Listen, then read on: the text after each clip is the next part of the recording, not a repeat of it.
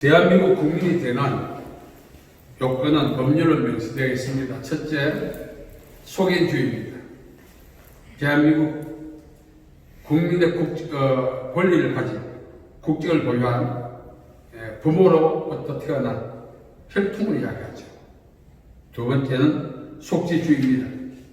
비록 대한민국 사람은 아니지만 대한민국 영내에서 출생한, 그래서 호적신고한 사람을 속지주의라고 합니다. 세 번째는 귀합니다. 여기 탈북, 망명 다 포함되죠. 대한민국의 체제와 또 법치에 순종할 것을 서약하고 대한민국 국민이 될 수 있는 기회를 부여하는 것을 이야기합니다. 또 인지입니다. 인지는 부모가 저 사람은 내 자식이요, 인종 언어에 관계없이 그렇게 했을 때 대한민국 국민이 되는 자격과 조건과 여건을 갖추게 되는 것입니다. 중요한 것은 대한민국 국민이 되는 국적을 보유하는 것도 중요하지만 그 국적에 맞게 대한민국 국민으로서 지켜야 할 기본적인 법치에 순종해야 될 의무도 있다는 사실입니다. 케네디 대통령이 그렇게 말했죠. 국가가 국민을 위하여 무엇을 해줄 것인가를 기대하지 말고 국민이 국가를 위하여 무엇을 할 것인가 생각하고, 참 중요한 말입니다. 대한민국 국민이 되는 조건은 말씀드린 것처럼 속지주의, 속인주의, 기화, 인지, 이런 방법으로 대한민국 국적을 회복하고 획득하는 것은 가능한 일이지만 그에 걸맞게 대한민국 국민으로서의 기본적 법치에 순종하지 않는다면 법적 보호를 받을 수가 없고 오히려 제재를 받을 수밖에 없는 것입니다. 우리는 하늘나라 신분을 가졌다. 바울은 빌립보 3장 20절에 말했습니다. 그렇다면 우리 역시 하늘나라 국적을 보유한 사람답게 하늘나라 법치에 합당하게 살아가야 마땅한 것입니다. 대한민국 국민의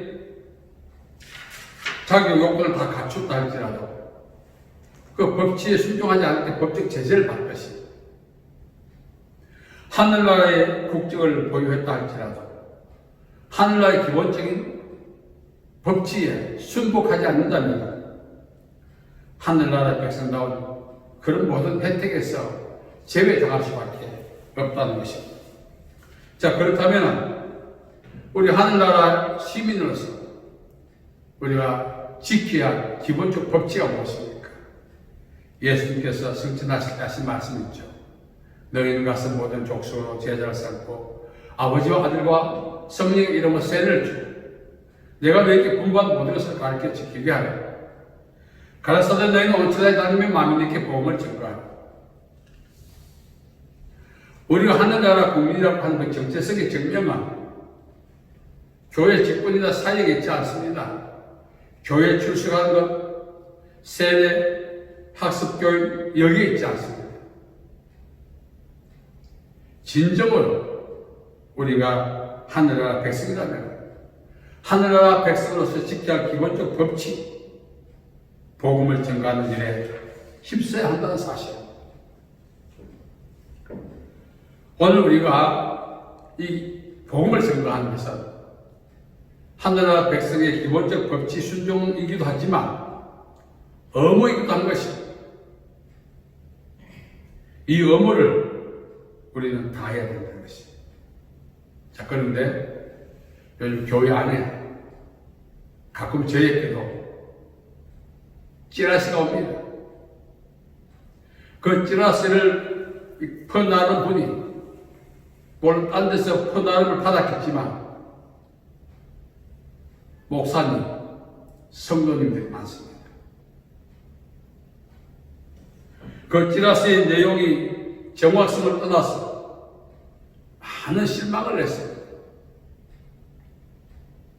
찌라시는 선동하는 것입니다. 우리는 복음을 전하는 것을 선포라고 말합니다. 선포와 선동은 차이가 있습니다. 선포는 모든 믿는 사람에게 구원을 주신 하나님의 능력이 되는 복음을 전가하는 것입니다. 선동은 사람으로 하여금 부안대동하게 만들고 결국은 국가의 기본적 법치에 저항하게 함으로써 불이익을 당하고 때로는 불편을 감수를 할 수밖에 없는 상황에 이르게 한다는 사실입니다. 자, 우리는 어떻게 살 것인가? 말씀드린 것처럼 대한민국 국민으로서도 또 하늘나라 백성으로서 우리가 마땅히 준수해야 할 기본적 법칙, 바로 선포하는 것입니다. 사람을 자극해서 흥분시켜서 파멸에 이르게 하는 그 행동은 옳지 않을 것입니다. 사람을 하여금 자극을 주고 감화를 주고 결단해서 구원을 받게 만드는 그 선포야말로 하나님 앞에 어렵고 기쁜 일인 것입니다. 일생 동안 영적 근육으로 단단해진 목사님이 찌라시를 보냈어요. 제가 전화했습니다. 목사님, 이게 어떻게 된 일입니까? 장황하게 설명을 하는 거예요. 저는 그 목사님이 복음에 대해서 그렇게 확신을 갖고 저나 대중을 상대로 했더라면 저는 박수 쳤습니다. 선동을 가지고 그 정확한 근거 없는 선동 자료를 가지고 사람을 설득하고 이해시키는 모습을 보면서 참 이율배반적이다. 그런 모습을 보았습니다. 제가 전화 다시 했죠. 나무랐죠. 하나님은 당신을 부를 때 복음을 증거하라고 신탁입니다. 신탁을 주셔서 파송해서 파송 대상자에 하여 천국복을 선포하러 가십니다. 출처도 분명하지 않은 명확한 근거도 없는 그런 찌라시를 가지고 사람을 선동시킨 것은 하나님의 종다운 모습 아닙니다. 물론 저도 과거에 그러한 어리석은 행적을 한 경험이 있었습니다. 중요한 것은 우리가 복음을 선포할 것인가, 찌라시를 유포할 것인가, 그건 본인의 선택과 결단에 의해서 누가 제재할 수도 없어요. 그러나 결과는 다르게 나타날 것이고, 그 결과 하나님 썼을 때 또 다른 결과를 만들어낸다는 사실입니다. 우리는 선동자가 아닙니다. 우리는 선포자입니다. 우리의 기능을 정확하게 알아야 됩니다. 우리 하나나라의 백성이라면 우리의 영적 정체성은 우리의 역할을 통해서 증명되는데, 선동하면서 하나님의 백성이라 할 수가 없다는 거죠. 하나님의 백성은 사나 죽으나 그리스도를 존귀하게 하는 일, 복음을 선포해서 사람께 자극을 주어서 감동감을 주어서 결단해서 구원에 이르게 만드는 일을 우리는 해야 한다는 사실. 잠언 20장 11절에 보면은 비록 아이라 자기의 동작으로 자기 품행의 정결한 여부와 정직한 여부를 나타냅니다. 우리의 역할과 기능은 내가 어떤 사람인가, 그 성품과 인격만을 드러내는 것이 아니라 나의 소속이 어디며 나를 파송한 자가 누구며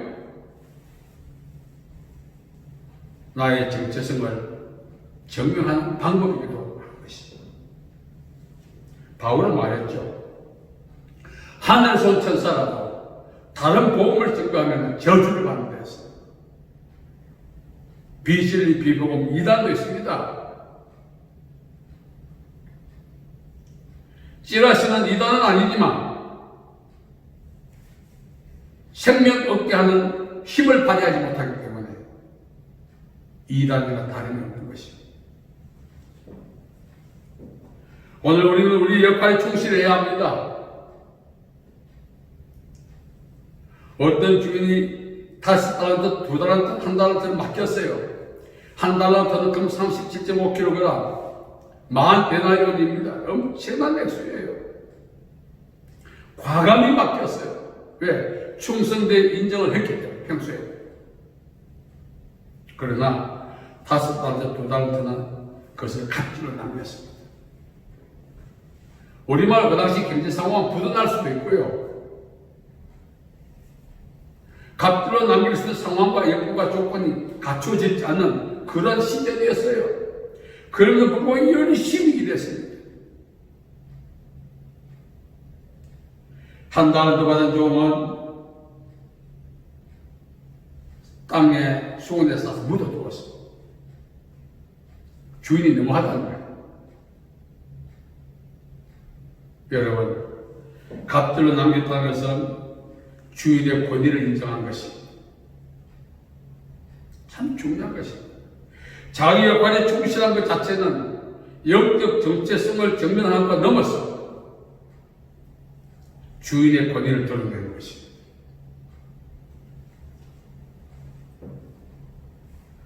오늘 우리는 살아가면서 얼마 전에도 제가 어떤 분을 만났는데 참 충실한 교회 충실한 분인데 갑자기 뭐 사회문제에 뛰어들었어요. 그래서 자기가 선지자적 사명을 감당하는데 선지자는 신탁을 선포하는 것입니다. 오늘 우리에게 있어서 신탁은 무엇입니까? 구약 30권과 신약 27권 하나님의 말씀이에요. 구약 시대는 이 성문화된 성경이 모세 5경밖에 없었어요. 그래서 하나님이 선지자를 불러서 이 말을 전해라. 그 말씀을 주셔서 그걸 선포하는 거예요. 후에 그것이 집대성되어서 성경이 되었습니다만 오늘 우리가 다른 신탁은 없는 것입니다.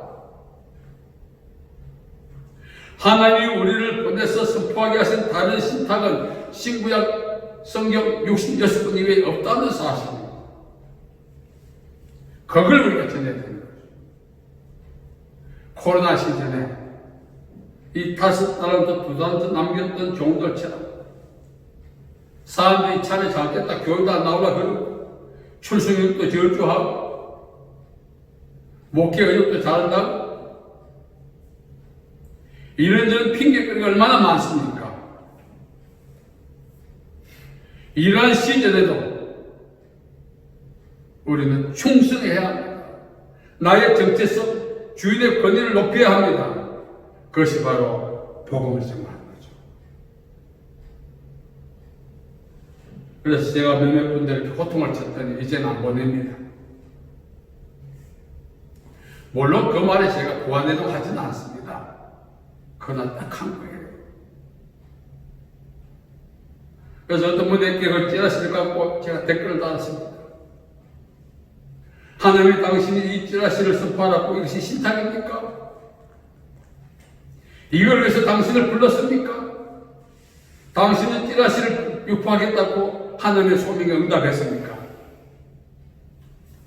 나중에 전화 왔다고 죄송합니다. 여러분, 가장 어려울 때 하나님이 우리에게 달란트를 맡겠다고 근심을 벌일 필요 없어요. 어쩌면은 이 5달란트, 2달란트 받은 사람은 그 상황을 기회로 삼은 거예요. 이 한 사람은 1달란트 받은 사람은 그 기회로 삼지 못했어요. 억울한 거야. 이 판국의 주인이 이걸 맡기다. 여러분, 신앙생활이나 목회나 모든 것이 이 코로나가 핑계는 아니지만 침체되어 가고 있고 침체되어 간다면 코로나 배후에 무언가 있다는 사실입니다. 코로나는 단순한 어떤 역학 생리적인 어떤 병리학적인 그런 바이러스 아닙니다. 이 배후에서 우리로 하여금 꼼짝달싹 못하게 한 달란트를 수건에 싸서 땅에 묻어두게 만들려는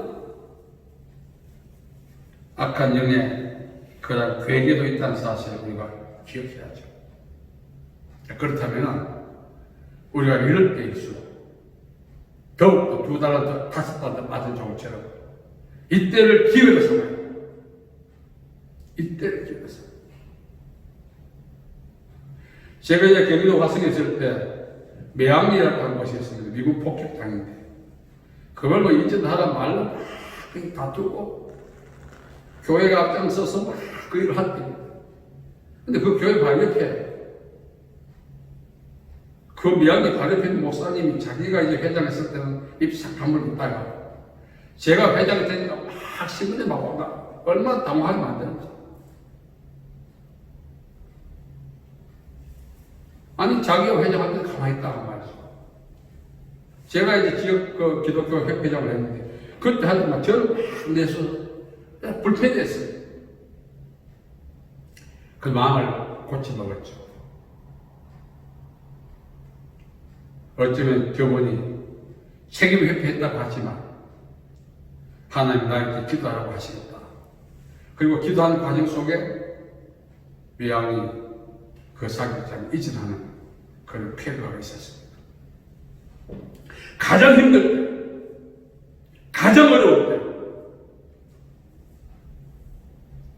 그때를 기회로 삼아요. 누가 뭐 편안할 때 누가 일 못해요? 오늘 이 시즌이야말로 우리의 정체성을 때문에 우리가 섬기는 하나님의 고대를 높일 수 있는 정말 기회 아니겠어요? 어떻게 생각하십니까? 모두가 자라목처럼 움츠리고 그 자아의 두꺼운 껍질 속에 자기를 감추듯이 이 시즌이 지나가기를 기다린다면 어쩌면 이 시즌이 끝나지 않는다면 어떻게 하겠어요? 이 시즌과 함께 몰락하는 것입니다. 그러면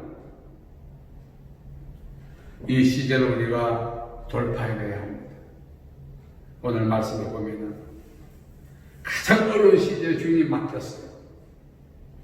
갑절로 남겼어요. 그때 주인이 얼마나 기뻤겠습니까? 내 주인의 즐거움에 참여할지. 사실 우리가 인생을 살면서 이렇게도 살고 이 사역도 하고 많이 하지 않습니까? 많은 사람 앞에 박수를 받고 모델이 되었다 할지라도 하나님 앞에 섰을 때 잘하였도다. 착하고 충성된 종. 내가 저런 일을 수고해서 이후로 많은 것을 내게 맡기니 내 주인의 즐거움에 참여할지. 그 음성을 못 듣는다면 땅에서 보는 그의 행태가 의미가 없어요.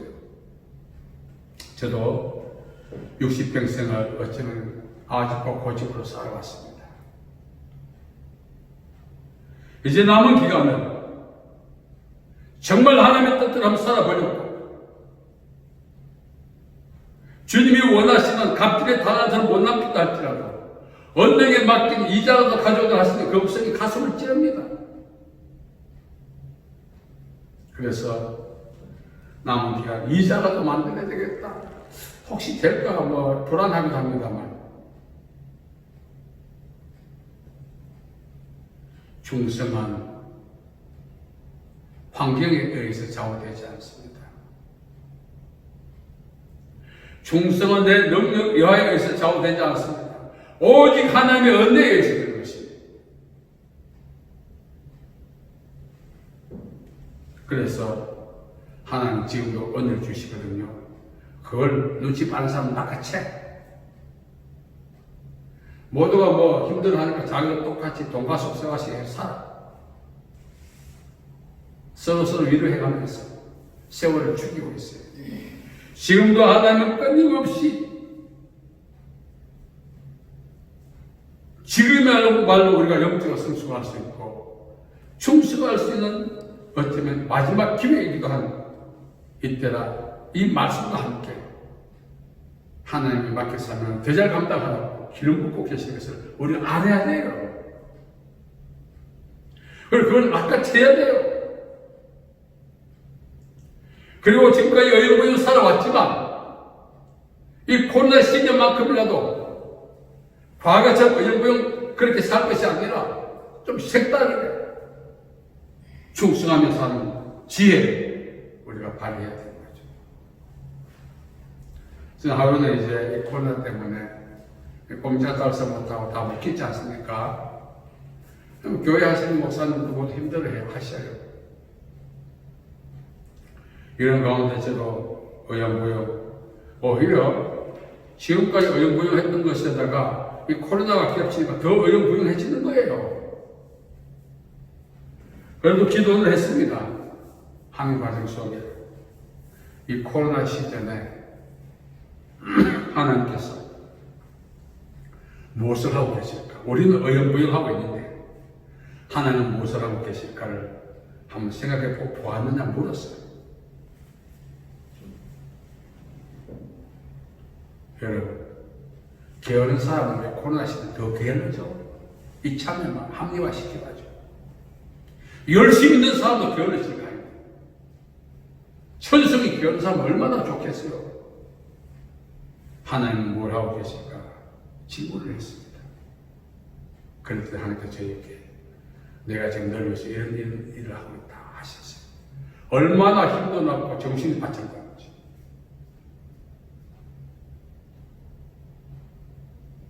나는 할 수 없는 상황이라고 할지 모르겠지만 하나님은 지금도 일하고 계시다는 사실, 미처 제가 깨닫지 못하고 생각지도 못했던 일을 하고 계십니다. 코로나가 끝났을 때 그걸 알고 지금부터는 하나님과 파트너십을 이루면은 코로나 시즌이 끝날 때 탄력받게 나갈 수 있는데 하나님 나를 위해서 뭘 하고 있을까 생각 한번 하지 않고 어영부영 살다가 코로나 끝날 때 또 어영부영해지.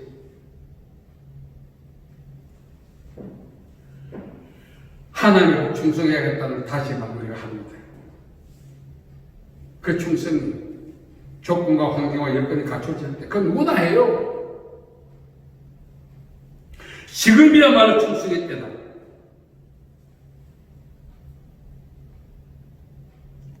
저는 말씀드렸지 않습니까? 일본의 참치가 상당히 이제 흥한데 신주대 여러분들은 풍랑이 들면 항구 주변에 모여서 풍랑이 잠잠해지기를 기다리면서 이렇게 난로에 손을 떼고 있습니다. 그러나 노래하는 어부들은 어구를 지니 바다로 나가 왜? 파도가 일어날 때 가장 육질이 좋은 단단한 참치를 획득할 수 있습니다. 부와 같이 먹고요. 우리는 이 환경을 잘 이해해야 합니다. 환경과 야합해서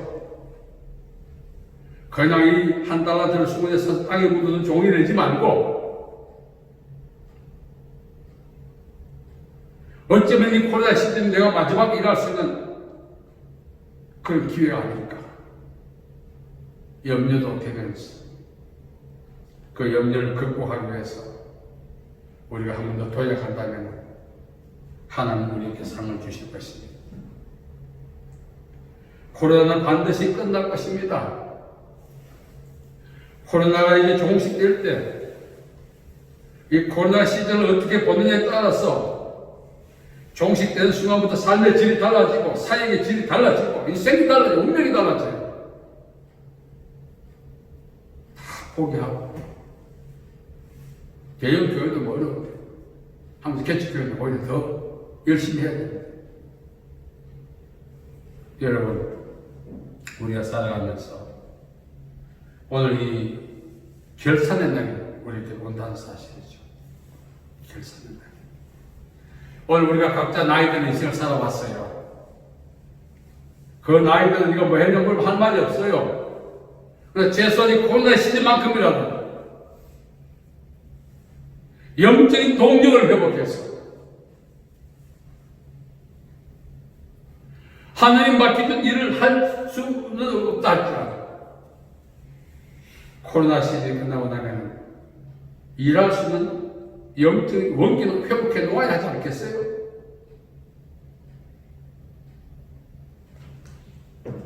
한 달 더 받은 종은 주인의 목에서 추방당했습니다. 가장 큰 비극이죠. 그러한 비극을 우리가 답습하지 않기 위해서 하나님이 코로나 시즌에 우리를 이제 어쩌면 코로나 우리 인생 시금석이라는 왕이 아니에요. 우리 모두 원기 회복하십시다. 하나님에게 무슨 일 맡겼나 그 일을 우리가 알지 못하고 그냥 코로나 시즌을 보낸다 할지라도 코로나 시즌이 끝났을 때 힘있게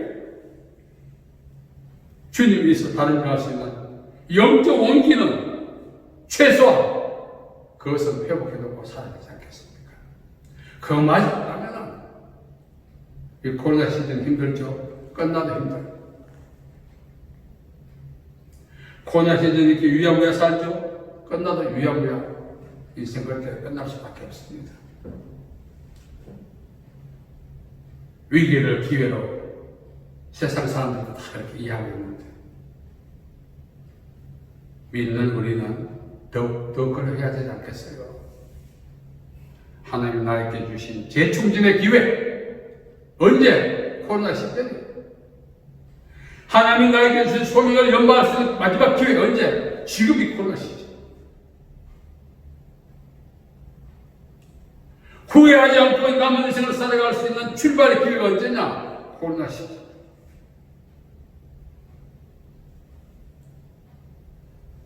인생이 늙고 난 후회합니다. 내가 잘못 살았다. 잘못 결정되었다. 여러분, 그러한 것들이 남의 일이 아닙니다. 법에게 물려가도 정신을 찾는 사람하고 있지 않습니까? 이 코로나 시점에 정신 차립시다. 반드시 결산을 만든다는 거죠. 그날 갑절의 달란트를 남기기 위해서 코로나 시즌에 영적 원기를 회복하고 저는 반드시 종료될 날이 다가왔다고 했습니다. 물론 백신의 개발과 또 연관이 있겠지만